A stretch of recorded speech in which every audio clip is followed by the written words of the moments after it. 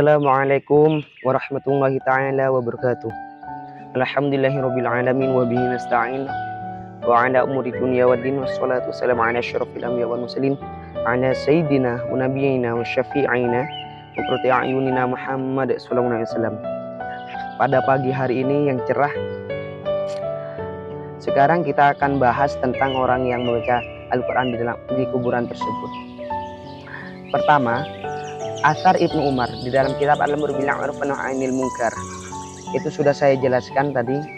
Sahabat Ibnu Umar menganjurkan bacaan permulaan dan penutupan surat Al-Quran, surat Al-Baqarah ketika pemakaman dirinya, dan diikuti oleh Imam Ahmad bin Hanbal.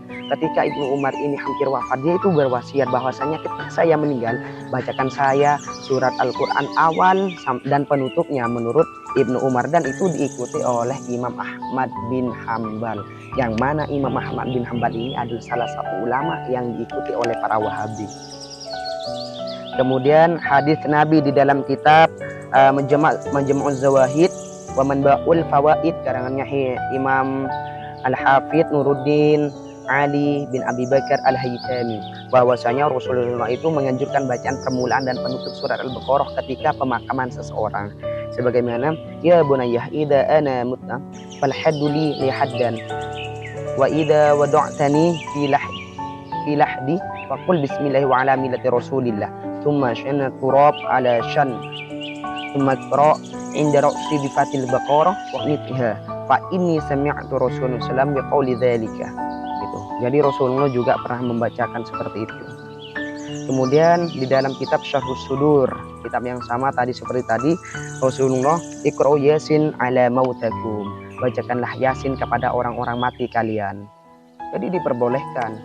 Kemudian di dalam kitab Al-Musannaf karangannya juga Imam Al-Hafidz Abi Bakar Abdullah bin Muhammad bin Ibrahim Ibnu Abi Syaibah.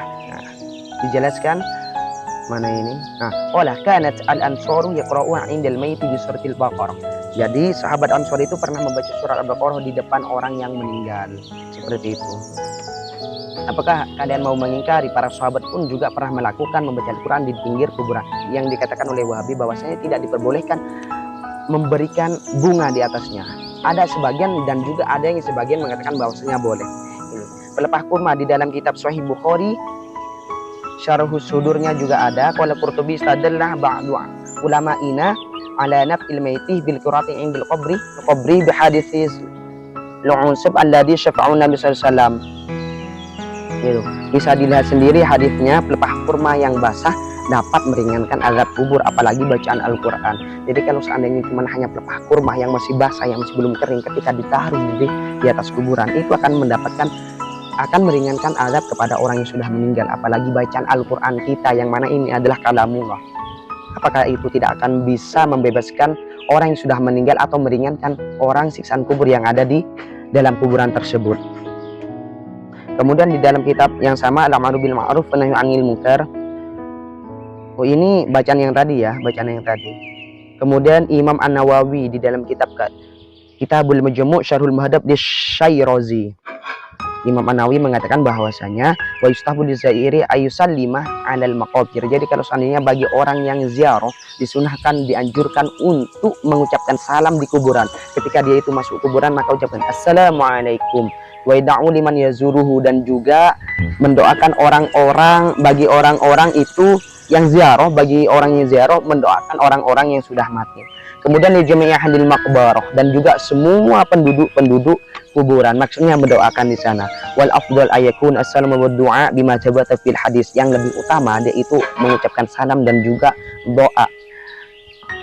Wasaba yaqra'ah minal Qur'ani ma tasyarah wa yad'u lahum akibaha nasu 'alaihi syafi'i wa tafaqu 'alal ashab 'alaihi ashabu. Jadi juga dianjurkan dan disunahkan membacakan Al-Qur'an dan juga mendoakan setelah dia itu membaca Al-Qur'an, sebagaimana nasnya Imam Syafi'i, dan juga para sahabat telah sepakat bahwasanya diperbolehkan membacakan Al-Qur'an di pinggir kuburan tersebut. Kemudian pendiri Wahabi. Siapa pendiri Wahabi? Pendiri Wahabi itu adalah Syekh Muhammad bin Abdul Wahhab. Makanya Wahabi itu dikenal kenapa? Karena mengikuti pengikutnya itu adalah Syekh Muhammad bin Syekh Muhammad bin Abdul bin Wahhab. seperti itu. Syekh Islam Muhammad bin Abdul Wahab di dalam kitab Ahkamut Tamannil Mauta, kitabnya sendiri, kitabnya pendirinya para Wahabi Salafi, manhaj salaf katanya. Ini wa kharaja Sa'ad an-Zanjani anil Abi Hurairah marfu'an man dakhala al-maqabir thumma qara'a al-Fatihah thumma qara'a Fatihatal kitabi wa qul huwallahu ahad wa alhaakum takatsur thumma qala inni ja'altu tawwa ma qara'tu min kalami kam yahdil maqabir minal mu'min wal mu'minat kanu syafa'an lahu ila Allah taala. Jadi Syekh Muhammad bin Abdul Wahab mengatakan bahwasanya diperbolehkan. Kenapa pengikut-pengikutnya itu tidak memperbolehkan? Kenapa? Pendirinya sendiri loh yang mengatakan ya. Kemudian di dalam kitab yang sama Syekh Muhammad Abdullah bin Wahab ini wa kharja anil aziz sahib qala bi sanadi anil Anas marfu'an man dakhala min faqara surat Yasin wa khafafa maut anhu. Jadi kalau seandainya kalian itu masuk ke kuburan maka bacalah Yasin. Karena apa? Karena Allah itu akan meringankan siksaan-siksaan orang yang ada di kuburan tersebut atau orang yang meninggal, wa kana lahu bi'adadi man fiha hasanah, dan juga hitungan kebaikan orang yang ada di sana tersebut menurut pendiri Wahabi. Intinya gini, Wahabi itu pelin-pelan. Kemudian tradisi umat Islam di dalam kitab Tarikhu Baudat au Madinatus Salam, garangannya Syekh Hafid Abi Bakar Ahmad bin Ali Al-Khatib Al-Baudadi, bahwasanya mengatakan bahwasanya tradisi membaca surat Al-Ikhlas 100 kali di makam Ma'ruf Al-Karohi berlangsung sejak generasi salaf untuk terkabulnya hajat. Ini. Jadi ini juga yang sering digunakan ketika itu banyak di desa saya, masjidnya itu sepi, tapi ketika ke kuburan full. Kami di sana itu tidak meminta, tapi saya itu di sana bertawassul sebagaimana yang juga dilakukan oleh itu yang dikatakan oleh Syekh Hafid Abi Bakar Ahmad bin Ali Al-Khatib Al-Baudadi. Pernah bahwasanya dia itu membaca surah Al-Ikhlas 100 kali di makamnya Ma'ruf Al-Karohi.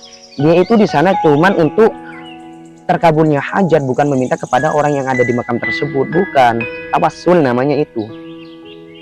Kemudian tradisi umat Islam di dalam kitab Suwaidul Khatir, karangannya Imam Abi Faraj Abdurrahman bin Ali bin Muhammad Al-Ma'ruf Ibni Jauzi. Siapa Ibnu Al-Jauzi? Ibnu Al-Jauzi ini juga salah satu ulama yang mungkin diikuti, ya bukan mungkin, memang iya, yang diikuti oleh para Wahabi.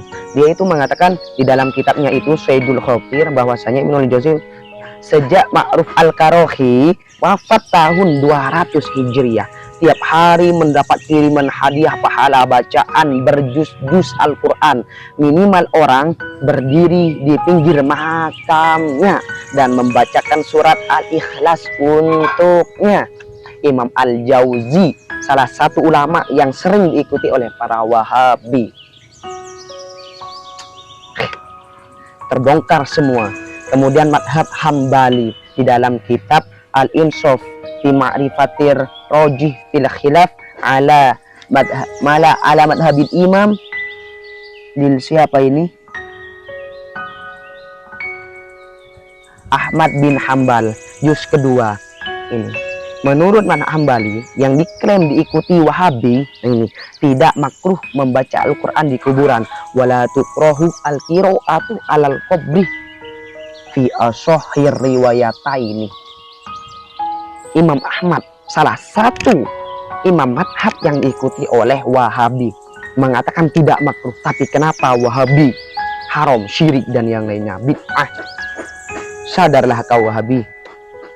Kemudian di dalam kitab Syiarul A'lamin Nubala, karangannya Imam Syamsuddin Muhammad bin Ahmad bin Utsman Az-Zahabi, mengatakan bahwasanya ketika Al-Imam Abu Ja'far Al-Hashimi, guru besar madhab Hambali, siapa? Madhab Hambali, wafat tahun 470 Hijriah. Kaum Hambali membaca Al-Quran di makamnya sampai hatam 10.000 kali. Di dalam kitabnya Syiarul A'lamin Nubala. Saya nggak bohong loh, ini skrenan loh, bukan ketikan. Gimana antum itu? Kemudian, oh sudah ya, sudah nggak ada. Intinya pahala yang dikirimkan kepada orang yang hidup itu akan sampai. Ini masih belum selesai, masih banyak yang harus saya bicarakan tentang pahala ini. Kalau bahasanya memang tidak mengatakan tidak akan sampai, ya belajarlah lagi.